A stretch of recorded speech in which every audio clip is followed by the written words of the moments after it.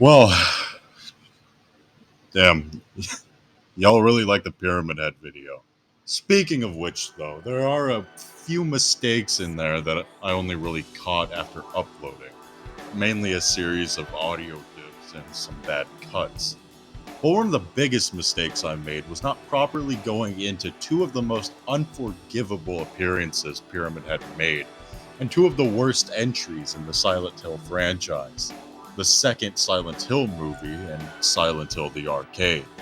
While the movie series is a can of worms I want to open at a later date, the latter is something I really want to discuss today, because it is, in my opinion, the worst Silent Hill has to offer.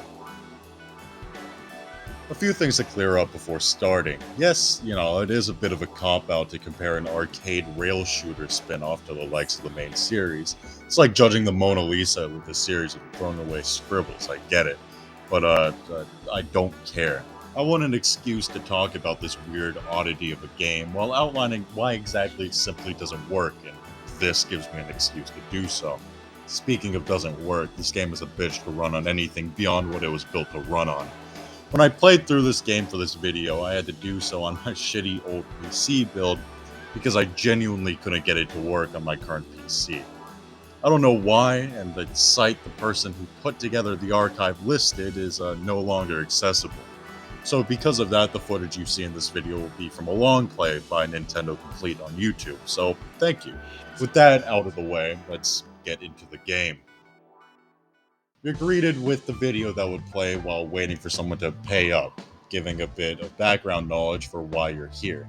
And for some reason, they chose to use Laura's theme from Silent Hill 2 for the prologue. Don't worry though, this won't be the most unfitting use of Silent Hill 2 properties in this game. Essentially, in the early 1900s, a ship went down in Toluca Lake, and its souls haunt the area. And now, the Mystery Gang is at it again to see who's really behind the shenanigans at Silent Hill. Now, I have an admission to make. I'm not really fond of the paranormal investigators trope in horror media, mainly because real paranormal investigators do the job just fine.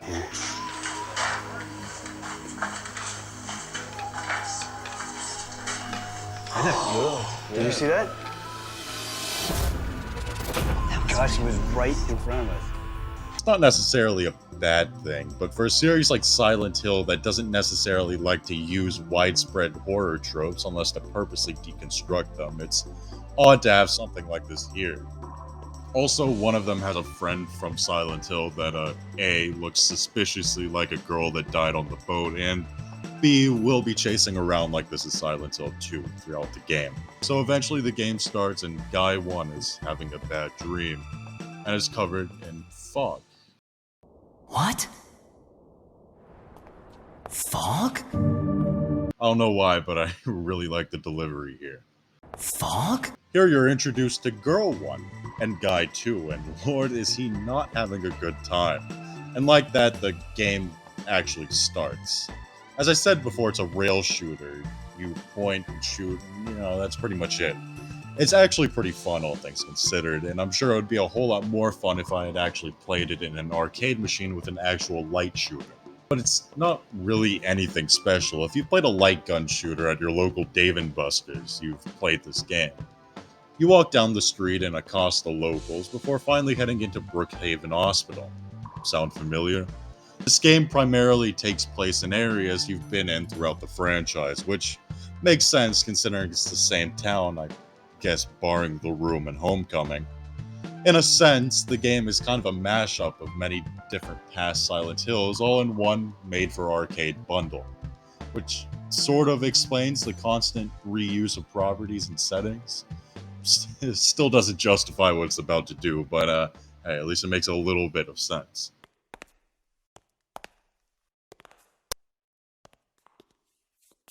Wait! What? Hey, what happened? A boat whistle? My head! Damn, I wonder what that could be. Here you're reintroduced from the nurses from Silent Hill 2, your first alternative weapon, the shotgun, and to tinnitus.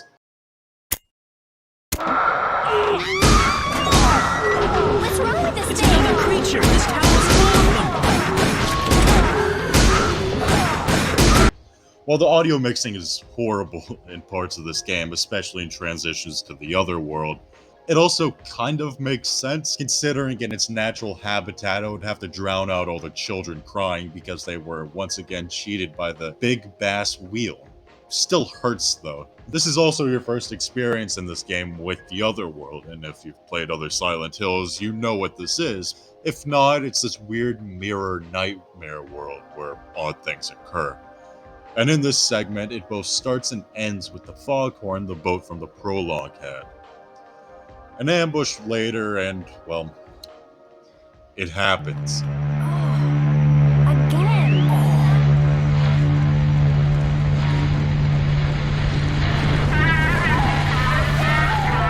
What was that?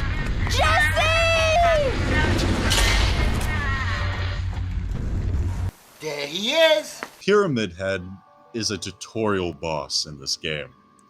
The unstoppable pursuer in Silent Hill 2 is here not even 10 minutes into the game. He does appear later on, so it's not like it's just this chase sequence, but like, come on. I've already complained for like 28 minutes about this, so I'll be brief. But yeah, this definitely cheapens his original appearance like pretty much every other game he's in does. But hey, at least it's not just a normal enemy like in Book of Memories, I guess. Also, his design in this game is actually pretty solid. It's clearly a revision based off of its initial appearance and not a complete recreation like in the movies and Homecoming. It actually kind of looks like Dead by Daylight's rendition of Pyramid Head. It's good. Still shouldn't be in this game, but at least it's a fairly faithful rendition design-wise.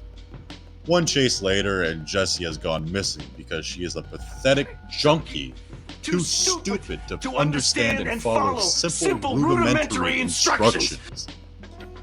I mean, at least she's gone until they leave the other world, where she's just found lying down.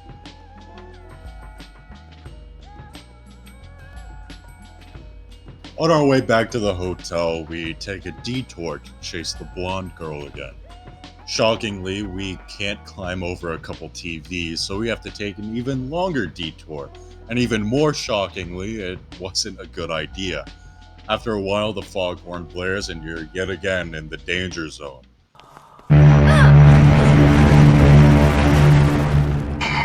Yeah, me too, man. After reaching the roof, you find the girl, but she's accompanied by a giant bat thing called tuberculosis. I'm not making this up. That serves as the second boss of the game. Honestly, every boss in this game is surprisingly well made, and the boss fights, while predictably kind of simple, are still fun. It still probably leans a bit too far into bombast and action than any Silent Hill property should, but to be fair, this entire game leans too far into bombast and action. Honestly, a lot of these bosses would feel a lot more at home in a Resident Evil game, but that's besides the point. Eventually, after loading it with enough bullets, it has a tantrum, and Guy 1 and Girl 1 are allowed to leave with the small girl. And like that, stage 1 is complete.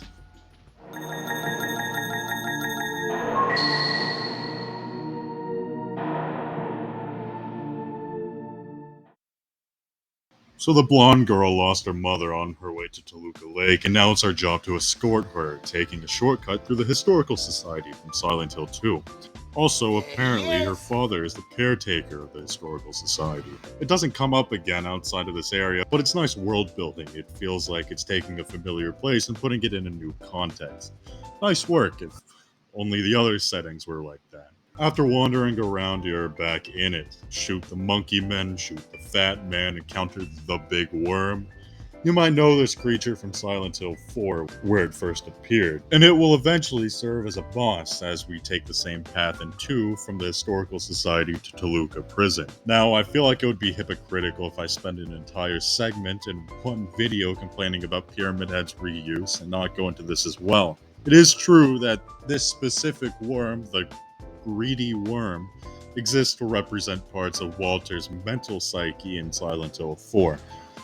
But like, it's also the greedy worm. It's not even a threat in 4, and while yeah, lore-wise it doesn't make sense to be here, it's also still just a worm. I don't think anyone is losing sleep over it being here. Granted, I don't think anyone's actually losing sleep over Pyramid Head, but, you know, that's besides the point. I feel kind of similarly about Robbie the Rabbit's inclusion throughout the franchise, including this game. Well, yes, its most well-known appearance is in 3, and its overuse has kind of cheapened its initial uncanny effect. It's also an in-world mascot for the Lakeside Amusement Park. It makes sense to represent the town more than any specific character, so its use works for me. A giant enemy worm is just about the most generic you can get, so it doesn't really break anything the way Pyramid Head does. It's still odd though that they went with this specific worm. Not to mention that right after it comes the split worm from Silent Hill 3. Damn, really going all in on the worms this area. Anyways, we're getting a little ahead of ourselves. Bringing it back a little bit, we escape the worm and enter into a new room of the Historical Society, and oh shit! Turns out Guy 1's great-grandfather was the boat captain. No way. Back in the other world, we're in the labyrinth leading to the prison. Same deal as before until we reach the prison dining room. Not gonna lie, this place really isn't the same without Eddie trying to justify murder. It's kind of disheartening. Killing a person ain't no big deal. The worm's back though, that's pretty cool. I personally don't like how the prison is handled in this game. Most of it's just this long chase with the worm, which kind of betrays how cool the prison was in 2. It was a giant maze with tons of depth and detail in there.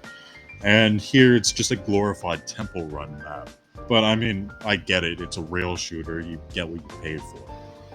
But it also kind of points out that this wasn't a good idea to begin with, but whatever.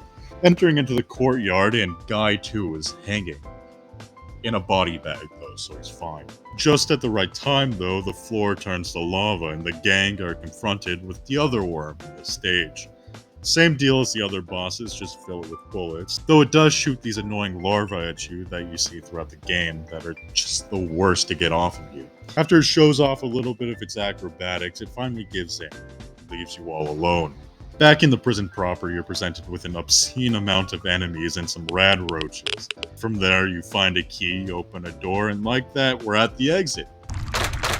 It doesn't open. Time for more enemies and more detours until we reach the elevator to bring us down into the depths James reached in 2.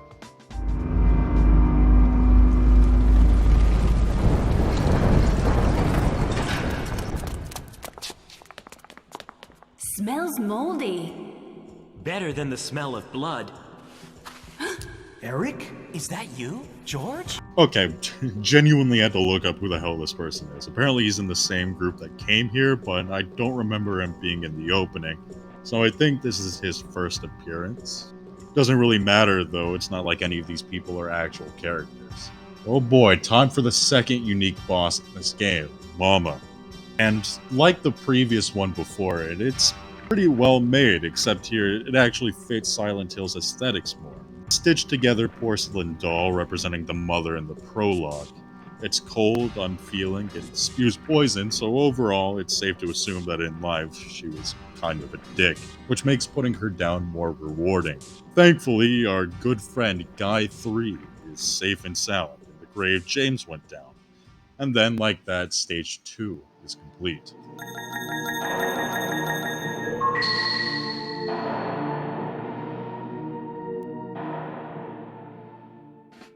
So we finally make our way back out into the fog, once again on the lookout for the blonde girl's mom. Mommy! Mommy! So yeah, we're back to chasing her. This time on the boat from the opening, and psych, we're actually in an average American mall being attacked by... like genuinely, what is this? Apparently, according to the wiki, they're normal people though, so it should be fine.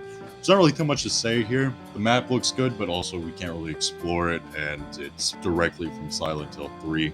We kill shit like every other area, it's how it is.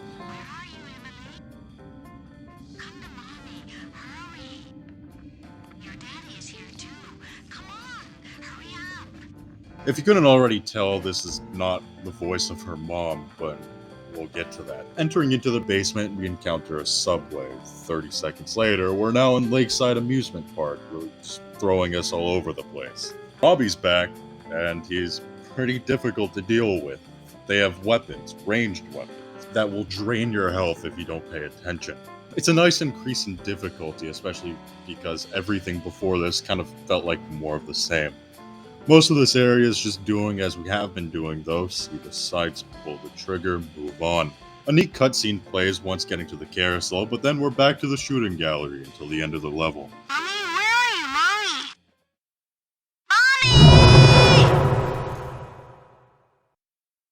Her mother was robbed in front of her. Poor thing, she's only 8. And from when did your mother start to appear in your dreams? Not a dream.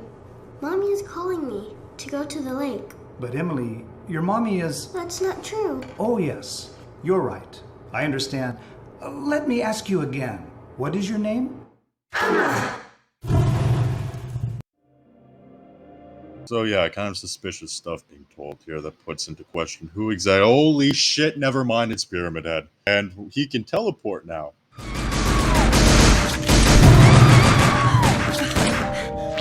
What's happening?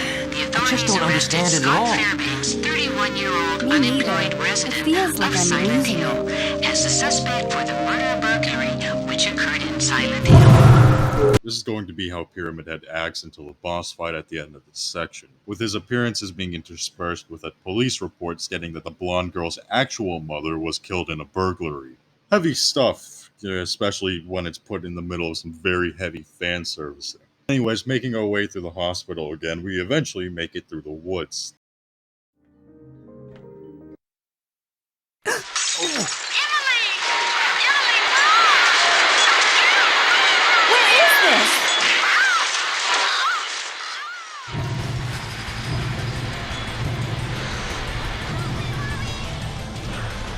The fight with Pyramid Head feels about the same as when you fought him in the past. Shoot him until he recoils, go in and out of the other world, rinse and repeat until defeated. Besides also sending waves of roaches at you, that's pretty much it.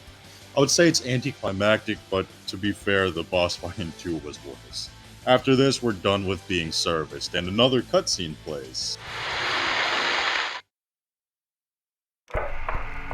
Mommy! Hannah, I brought you a friend today. Oh, thank you. But, It's all right. okay, thank you. But Hannah, What is it? don't you feel like going outside? Why don't we go to Toluca Lake tomorrow? We haven't been there for years. Alright, second to last area, the spiral staircase. Here, we're being transported back to the year 1918 when the boat sank because fuck it, why not? On the bottom, we enter the boat, where the blonde girl reunites with what she thinks is her mother. So if you weren't tipped off by the mama boss fight, she is indeed a bit of a dick. Turns out she drowned her actual daughter by throwing her off the boat, and shortly after the boat sank. And here she's doing the same with the blonde girl. Hey, what are you trying to do? I'm going to follow. But, If we run away here, the nightmare won't end. all right, let's go. Okay, I don't really know if that's a plan, but I appreciate the attitude.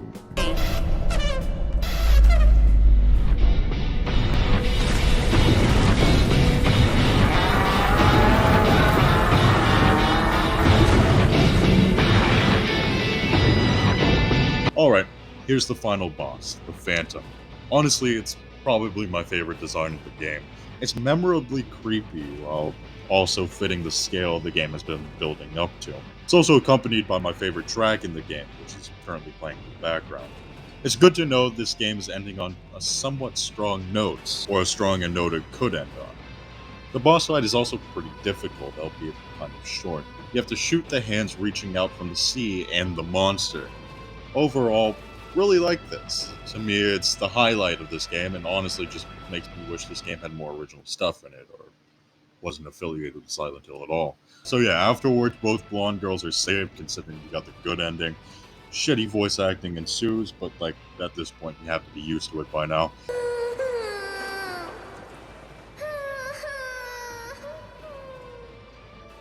And we get to our endings, plural. There are actually a number of different endings to this game, and the one in this playthrough is the good ending, where you save all your friends and shoot all the hands bringing the Phantom down. And this final cutscene, Guy 1 nods to his great-grandfather, and the ship sails off. The normal ending is achieved if you don't save all your friends, but you shoot all the hands bringing the Phantom down. It's nearly identical to the good ending, except not all of your friends are there, and there's no nod. The bad ending is achieved by well, you get the idea. In it, neither the blonde girls are saved, and Guy 1 is alone with a radio. Am I? Where is everyone? Tina? Emily? What?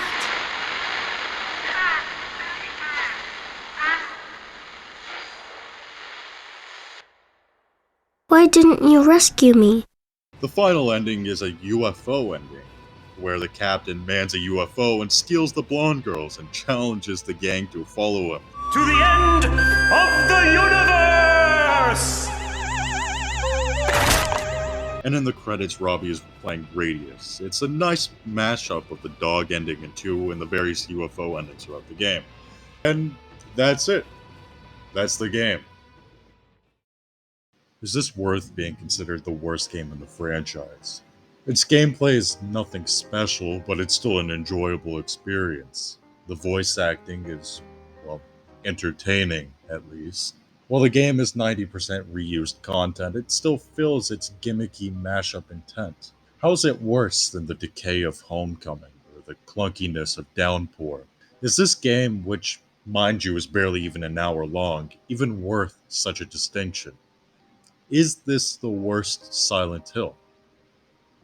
Yes. To me at least, it's a very clear yes. This game itself is a bad idea from the start.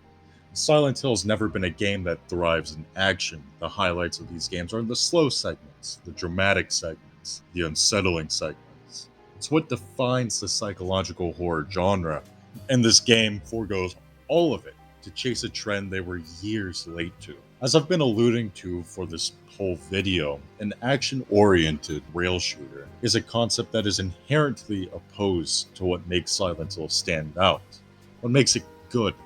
To that end, can you even call this a Silent Hill experience?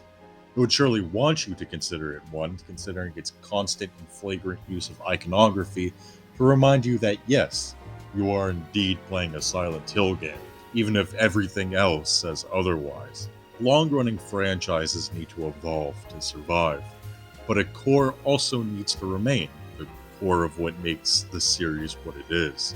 Metal Gear Solid 1 plays drastically different from 2, and in turn 2 plays drastically different from 3. Yet all 3 can elicit the same feelings and convey similar ideas the series thrives in, which helps keep a general sense of cohesion between each game. Silent Hill the arcade doesn't bother, and honestly, that alone wouldn't be enough to sour a game too much. After all, it was designed as a goofy, maybe canon spin-off to the main series, meant purely for arcades. The thing that truly sours this game for me though is how it doesn't feel like a spin-off. While practically nothing from this game reappears in later installments of the series, it seems to almost act as a harbinger of where the series was going. This game was released in mid-2007, a few months before Origins and a whole year before Homecoming, making it the first game to be released after the end of Team Silent's 4-game run. Already, in this game you can see both the desperate attempts to recapture the magic of the original run of games, specifically the lightning in a bottle that was 2, and its attempts to reinvent itself to the point where it barely even feels like Silent Hill anymore. It's a swing to both extremes, where the end result is just a decent but otherwise forgettable game coated in Silent Hill paint, so it can still, at the very least, look like a Silent Hill game. This problem would go beyond this game into the installments that came after, and while yeah, there are some games that handled this dilemma better than others, none were really able to find a cohesive identity. How could a game find one when it can't even agree what it wants to do? Do I think this series would be drastically different or saved without this hour-long arcade game? No, of course not.